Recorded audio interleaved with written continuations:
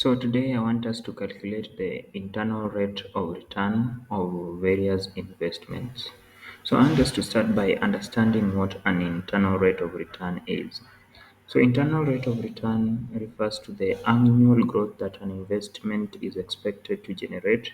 So for example, when an investor chooses to invest in this project, let's say project one, there is an annual growth rate that the project is expected to give. So the higher the internal rate of return, the more profitable the project is. And as you can see, the internal rate of return is expected to be greater than the cost of capital for a profitable project. Also, the internal rate of return is expected to be higher than the hedge rate for a company to consider a project.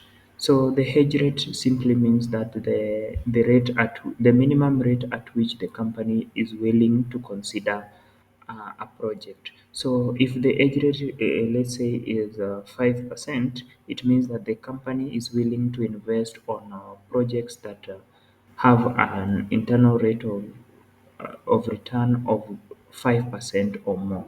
So in Excel, we can calculate the internal rate of return by combining all the cash flows that are here, then using the IRR formula. So to do that, we need to, so you come to the cell C12 and type is equals to IRR, and then you can select that IRR.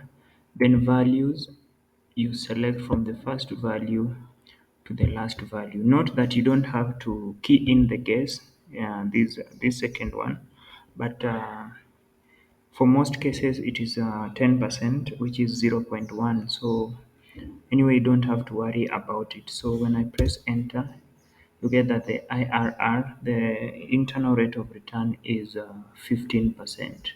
So let's look at a practical example.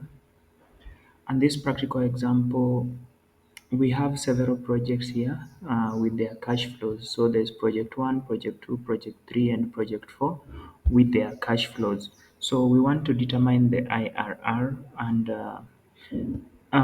if the hurdle rate is 12%, then we are going to choose that project, or we are going to say that that project is suitable for the business. Remember, the hurdle rate is the minimum rate for which a company is willing to accept a project. So anything below 12% IRR is not going to be accepted by the company. So to do that, let's calculate the IRR for each project using the formula that we used previously. So is equals to IRR. Then we select the values here. So then that gives you, the first project gives you 15%. We can always reuse this formula for the rest of the projects. The second project has an IRR of 2%. The third project has an IRR of 11%, and the last project has an IRR of 2%. So this therefore means that the project that is going to be paid